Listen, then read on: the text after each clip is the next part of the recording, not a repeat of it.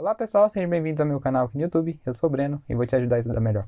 E nesse vídeo aqui vou comentar um pouquinho sobre a Carta do Pero Vaz de Caminha, essa edição que é comentada pelo professor Silvio Castro, do Descobrimento do Brasil. Então, comentar um pouquinho sobre essa obra, falar um pouquinho sobre o que tem nela. E esse vídeo é para quem nunca leu a carta, pessoal que nunca teve curiosidade de conhecer o texto, de saber o que tem ali dentro, desse documento que é basicamente a certidão de nascimento do Brasil, né?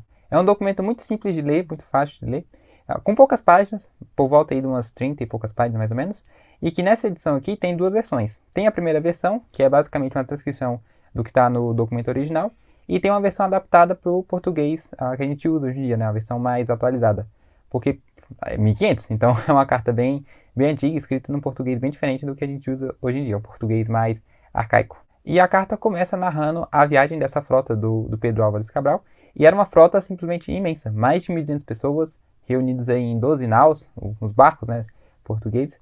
Então era bastante gente, muita gente envolvida naquela empreitada. E até onde eu pude perceber, assim, foi simplesmente a maior da história. Pelo menos assim, naquele período, não sei se com relação à história como um todo. De qualquer forma, foi uma coisa gigante, era muita gente reunida para aquela viagem. E uma das pessoas que participou dessa navegação foi o Bartolomeu Dias. E para quem não conhece, o Bartolomeu Dias, ele foi um grande navegador português que fez uma coisa simplesmente impensável para aquela época. Ele conseguiu sair de Portugal e contornar a costa africana. Ele conseguiu chegar até o extremo sul ali da África, na região onde fica hoje a África do Sul, numa região que ele batizou como o Cabo das Tormentas, e depois ficou conhecido como o Cabo da Boa Esperança. E nessa região, nesse cabo aí, a gente tem o encontro de dois oceanos, o Oceano Atlântico com o Oceano Índico. Então é uma região muito complicada de se navegar. São dois oceanos se encontrando ali. Então é muito complicado navegar por ali. De qualquer forma, ele foi o primeiro europeu a chegar ali. Por conta disso, por conta desse feito, dessa viagem que ele completou ali por volta de 1888, mais ou menos, ele foi homenageado por Camões. Camões era um grande admirador do Bartolomeu Dias e colocou ele como um dos personagens dos Lusíadas, né, que é a grande obra, o grande poema épico da língua portuguesa. Além disso, Fernando Pessoa, aquele grande poeta português, fez um pequeno epitáfio para ele. Epitáfio, para quem não conhece, é aquela frase que tem na lápide das pessoas. Vou ler aqui para vocês verem. Jaz aqui na pequena praia extrema, o capitão do fim, dobrado assombro. O mar é o mesmo, já ninguém o tema. Atlas mostra alto o mundo no seu ombro. Também bonito perceber como o Bartolomeu Dias ele permanece registrado aí, tanto nos Lusíadas quanto nesse epitáfio do Fernando Pessoa. É uma pessoa que realmente assim entrou para a história.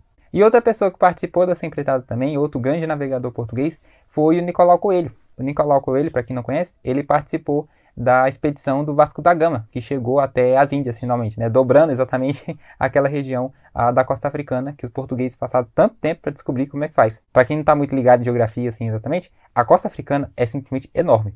Então, durante muito tempo, os navegadores portugueses passavam por ali e não conseguiam ver o fim. Então, Bartolomeu Dias foi o primeiro a conseguir contornar aquilo ali e um tempo depois o Vasco da Gama vai e completa essa viagem, né, por assim dizer, e chega finalmente às Índias. E a viagem desse pessoal todinho aí reunido na frota do Cabral, ela começa em 9 de março de 1500, eles saem de Belém, lá em Portugal, eles passam ali pelo norte da África, nas chamadas Ilhas Canárias, depois eles contornam ali pelo Cabo Verde, e um tempo depois, 21 de abril, cortei um pouco da história aí, eles avistam a costa brasileira. E esse trecho do descobrimento, esse momento que eles finalmente avistam a Terra, é muito legal você se imaginar naquele momento. E o Caminha registrou isso na carta dele. E assim seguimos o nosso caminho por este mar, de longo, até que na terça-feira das oitavas de Páscoa, era os 21 dias de abril, estando da dita ilha distante de 660 a 670 léguas, conforme dados dos pilotos, topamos alguns sinais de terra. Uma grande quantidade de ervas comprimidas, chamadas botelhos pelos mariantes, assim como outras a que dão o nome de rabo de asno. No dia seguinte, quarta-feira pela manhã, topamos aves que os mesmos chamavam de furabuchos. Neste mesmo dia, à hora de vésperas, avistamos terra. Primeiramente um grande monte, muito alto e redondo. Depois, outras serras mais baixas, da parte sul em relação ao monte, e mais terra chã, com grandes arvoredos. Ao monte alto o capitão deu o nome de Monte Pascoal, e à terra, terra de Vera Cruz.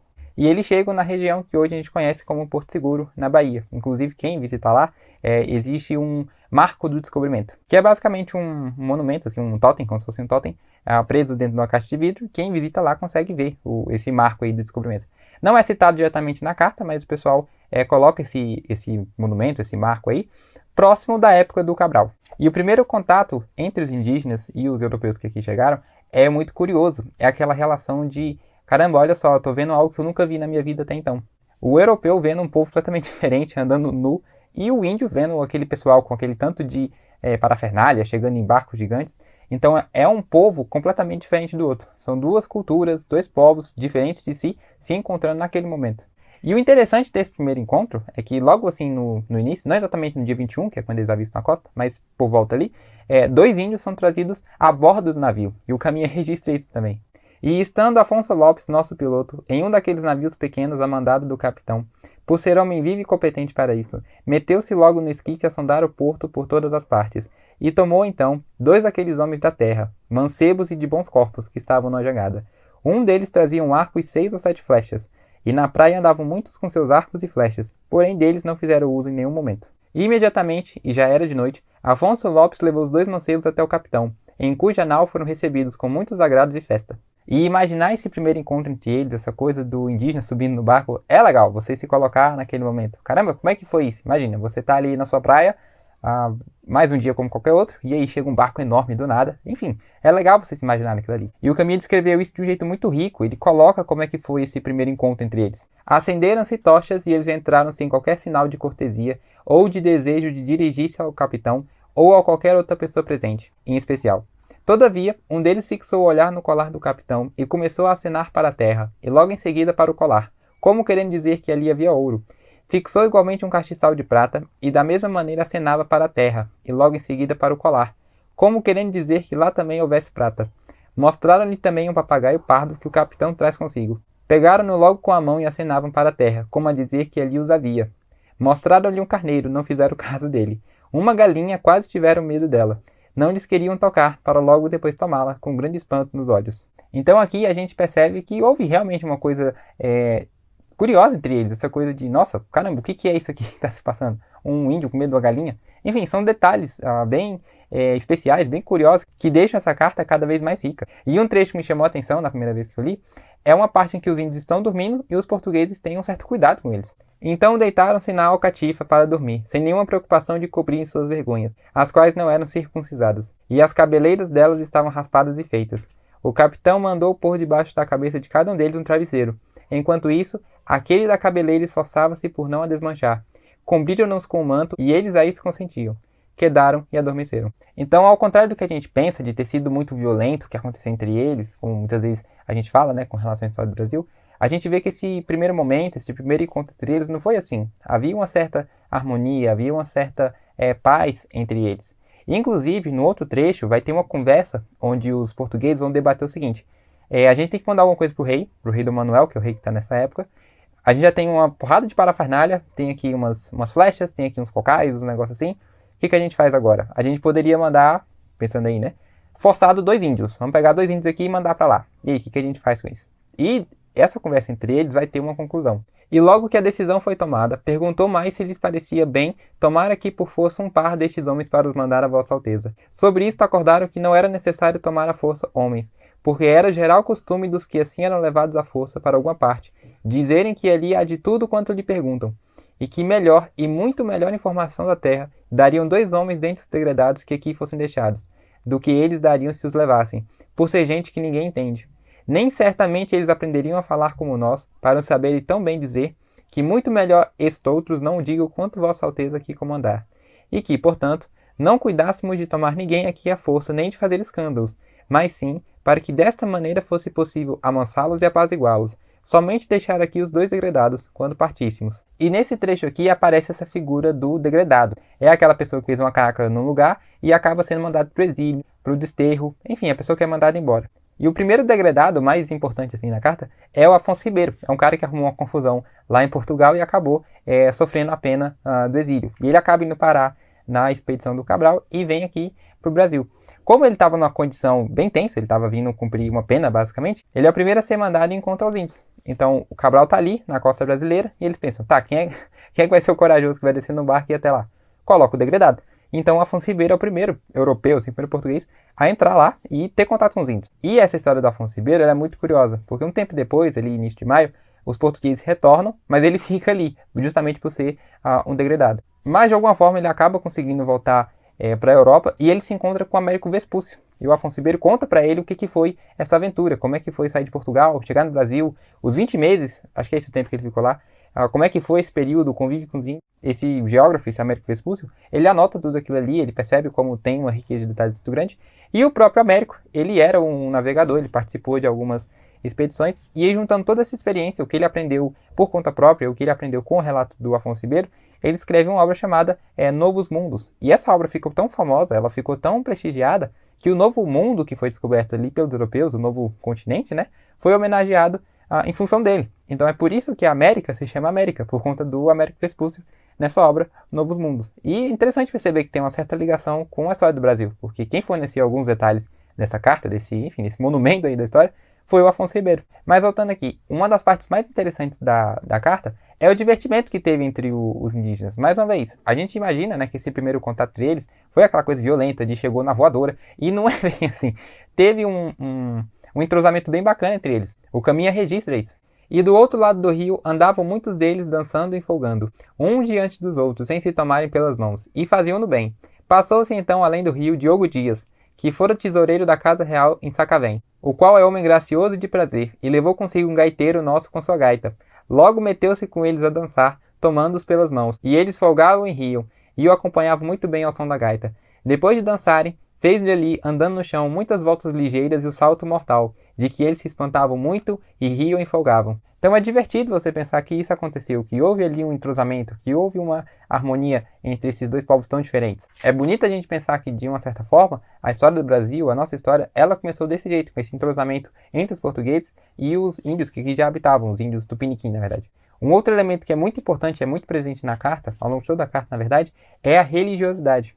E uma das partes que mais chama a atenção é a impressão, a sensação, né, que os colonos têm, que os portugueses têm, quando eles estão celebrando ali uma das primeiras missas e os índios acabam participando, eles acabam assistindo. E estiveram assim conosco até o fim da comunhão. E depois da comunhão, comungaram esses religiosos sacerdotes, e o capitão com alguns de nós outros. E alguns deles, por o sol já estar alto, levantaram-se enquanto estávamos comungando, e outros estiveram e ficaram. Um deles, homem de 50 ou 55 anos, se conservou ali com aqueles que ficaram. Está falando aqui no caso de um índio. Esse, enquanto assim estávamos, juntava aqueles que ali tinham ficado e ainda chamava outros. E andando assim entre eles, falando-lhes, acenou com o dedo para o altar e depois mostrou com o dedo para o céu, como se lhe dissesse alguma coisa de bem, e nós assim o tomamos. Ao longo da carta, o Caminha ele vai comentar umas coisas do tipo, olha, os indígenas, eles não têm nada que os impeça de se converter à fé cristã. De uma certa maneira, naturalmente eles estão um pouco inclinados a isso. Eles têm uma certa noção, uma certa direcionamento para o transcendente. Então, nessa parte da carta, onde ele fala sobre essa participação dos indígenas naquela missa, é muito relevante esse negócio de, nossa, eles olharam para o altar e apontaram para o céu, como se compreendesse aquilo ali.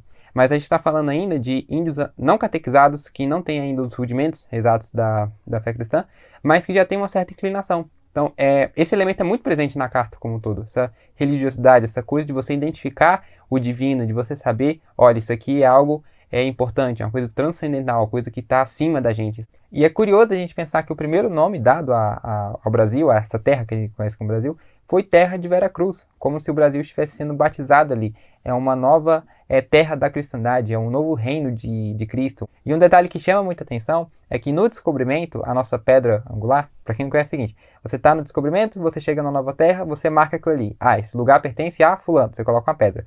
No caso do Brasil, foi colocada uma cruz. E na Carta do Caminha, ele fala que essa cruz ela foi erguida pelos portugueses, mas com a ajuda dos indígenas. Então tem um simbolismo muito bonito, é tudo muito com esse ar de religiosidade, de caramba, olha só, estamos aqui fazendo essa coisa, é importante. Enfim, é legal isso. É como se o Brasil estivesse sendo batizado. E a carta termina com uma passagem belíssima.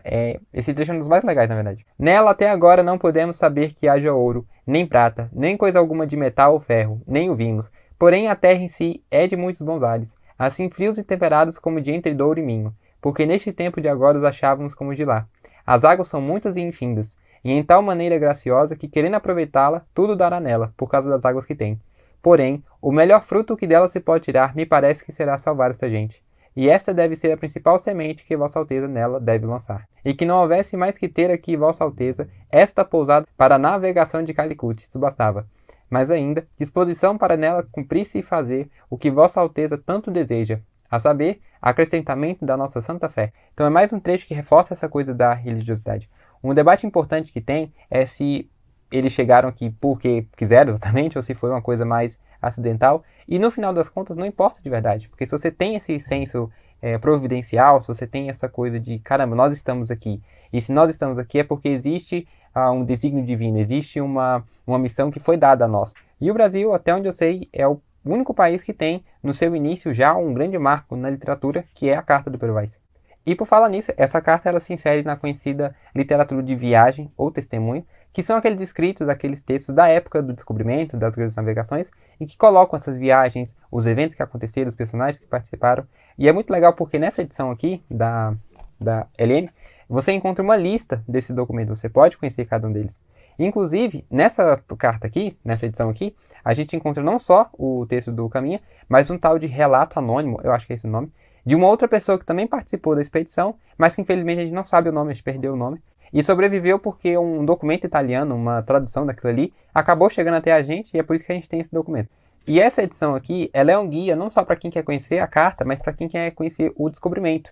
Tem muita referência, tem muita bibliografia, tem muito apontamento de, olha, você quer conhecer mais? Olha isso aqui, isso aqui, isso aqui. Tem muita informação extra. Então não é só a carta. É, na verdade, um convite para você começar a estudar esse primeiro momento do Brasil, o nascimento do Brasil. E é uma edição recheada de notas extras, tem alguns apêndices, tem imagens como essa daqui que mostra a chegada do Cabral, essa outra aqui mostrando os índios a Tupinambá.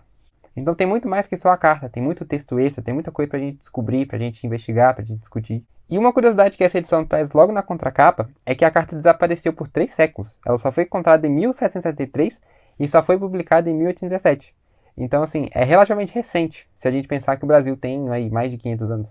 E para finalizar, essa edição ela traz o ensaio, ali no finalzinho, do professor Silvio Castro, onde ele faz uma ligação entre essa carta e os dias de hoje no Brasil. Ele insere essa carta no debate do que é a gente ser brasileiro. Ele vai discutir a ideia de nacionalidade, vai discutir essa coisa da identidade. Porque até hoje a gente fala muito disso. O que é ser brasileiro? O que significa pertencer ao Brasil? O que é realmente a nossa identidade? O que a gente vê na Carta do Descobrimento é uma harmonia entre culturas diferentes, entre povos que até então nunca tinham se visto e que conseguem entrar num certo acordo. E é uma coisa que poucas vezes a gente vê na história do Brasil, que, de uma maneira geral, é muito marcada por conflitos, por mudanças, por rupturas. Então, como é que a gente harmoniza essas coisas? Como é que a gente insere todos esses elementos numa mesma discussão? A carta traz esse nascimento do Brasil, ela mostra como começou a nossa história.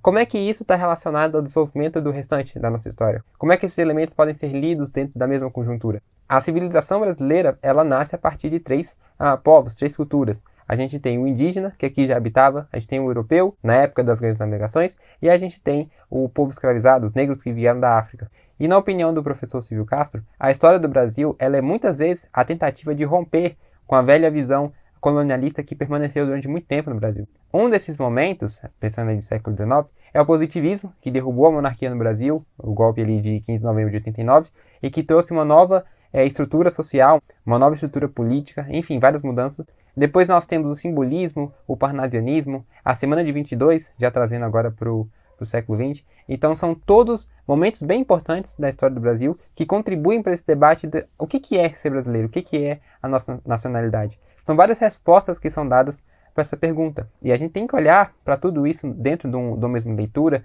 dentro do mesmo conjunto, para conseguir fornecer uma resposta, um esclarecimento sobre a nacionalidade, sobre o que é ser brasileiro.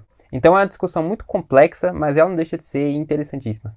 E para finalizar esse vídeo, eu vou fazer um convite para você. Não fique só no comentário desse vídeo, procure, pode ser essa edição, pode ser outra, mas leia o documento por conta própria, veja com seus próprios olhos o que está se passando ali. A gente tem que romper um pouco com essa coisa de que a história é letra morta, é só uma coisinha escrita num livro e pronto, acabou. A história é vida, aquilo ali um dia aconteceu de verdade, aquilo ali é a história de várias pessoas, são várias vidas que se passaram naquele momento, descobrimento aqui, né? Então, se coloque naquele lugar, imagine você vivenciando aqueles eventos, você conversando com aquelas pessoas, você trocando uma ideia com eles, conversando sobre os temas que eles vivenciaram, sobre os eventos que eles assistiram. Então, história é isso, é você se colocar naquele momento, você se imaginar participando daquilo tudo, você vendo com seus próprios olhos como foi que aquilo se desenrolou.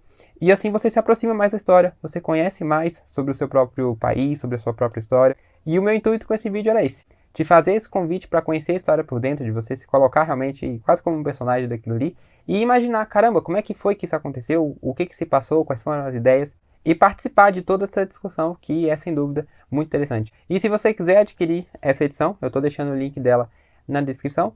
E por esse vídeo é isso. Espero que você tenha gostado. Se quiser me seguir no Instagram é @salesbrn. E é isso. Até o próximo vídeo. Américo Vespucci, que foi um grande cartógrafo, é um cara que... Ele era cartógrafo?